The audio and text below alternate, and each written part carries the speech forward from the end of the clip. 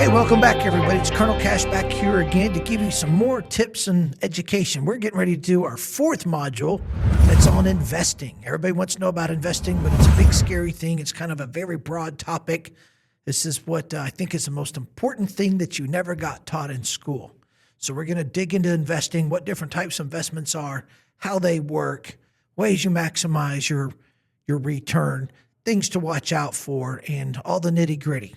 Remember, all the stuff that we're doing here is also on my Patreon website so that you can go look and reread it because it gets a little complicated and there's some nitty-gritty. You subscribe to Patreon, give me your comments, and we're going to tailor this to your needs because that's what it's about, is what you need and the education you need. So first, investing sounds scary, complicated, complex, and it sounds like only rich people do it. That's not true. Anybody can be an investor. Anybody with any amount of money. We're going to get into the details on that, but it could take a little as $50 or a couple $100 to get investments started. Investing is simply about moving money aside from your monthly bank account to a place where it can grow and be left undisturbed, kind of like burying it in a hole. It's gone. You don't see it, you don't use it, but it's always there. The longer you leave your money there, the bigger that pile grows without you doing anything to it. And we're going to get into that, explain that. So basics of investing. You've heard terms about stocks, bonds, mutual funds. I'm going to tell you what those are. Stocks are a share of ownership of a company. You can go buy 10 shares of Walmart, and that means you're actually a stockholder that owns a little tiny fraction. Now, there's 40 million shares of Walmart out on the market, so your 10 shares doesn't get you much. And when they do an investor conference, you don't even get invited because you don't own enough to have a decision. There are people that own 2 million shares of Walmart stock, or institutions, banks that do. They get to go to the meeting because they have some say-so. You don't. But that's what a stock is. It's one little tiny share. You bought it at a certain price. You paid for it. You don't actually get a piece of paper, but you hold that stock when the price goes up and eventually gets to a point that you want to sell it. You get paid back the amount you sell it for. So if you bought a stock for $50 and you sold it later for $60, you made a $10 profit. You multiply that by thousands, and then you've got huge profits.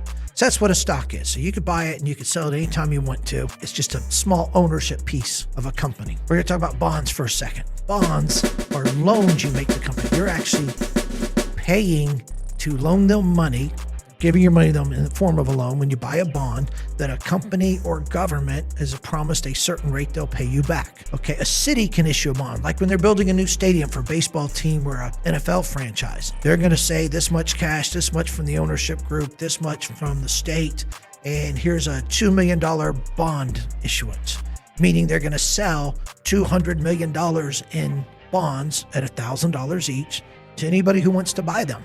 And the city is going to pay you interest. So typically they'll give you a bond that pays 3% or 4%, maybe 5%. That means if you buy a bond for $1,000, they pay you 3% a year. That means every year they'll pay you $30. They will send you $30. And at the end, those are often 20-year bonds. They'll do that for 20 years. They've sent you $600, right? $30 a year for 20 years. And at the end of 20 years, they give you your $1,000 back.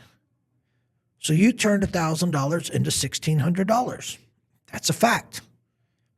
It's good return, but that's not a great return when you compare to stocks and things. So you also have mutual funds. We'll talk more about some bonds later. But you also have mutual funds, which is collections of stocks and bonds put together that are managed. That is the best investment tool that I know of and something you should strongly look at. Hey, it's Colonel Cash here again. Today I want to take a moment and thank you, all of you that are listening and watching and leaving comments and likes on these videos. I hope it's helping you out, and at least you get a plan so you can get started, so you can eventually feel like you've got control of your finances and you can do things that you want to do, not just let your money do what it wants to do. So keep doing that. Keep sharing these videos with family and friends. Whenever you leave a comment or ask a question, you're helping me to help you. So let me know, because I really am here to help you.